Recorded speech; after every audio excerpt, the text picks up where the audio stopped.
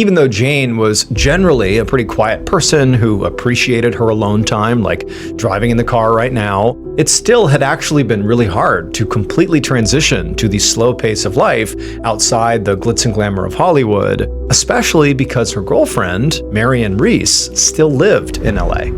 Jane had known Marion for decades at this point.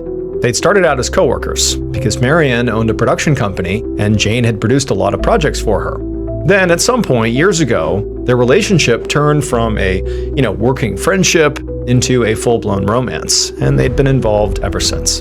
And even though now they lived over an hour's drive apart, they still spent a lot of time together. Jane was actually going back to LA again on Friday because they had tickets to the opera, and then also Marion was going to be joining Jane on a cruise to Europe the following week. But for right now, Jane just kind of looked out her window as she drove by a cluster of houses. And she noticed outside one of those houses, she saw her friend, Mary Larkin, gardening in her front yard.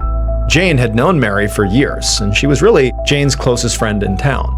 They'd spent countless nights talking and drinking wine together, sometimes with Mary's other next-door neighbor, Karen, who had also become a close friend. So, naturally, Jane slowed down in her car and she rolled down her window and she called out to Mary to say hello and to remind her that they were due for a wine night sometime soon, before she left for her cruise.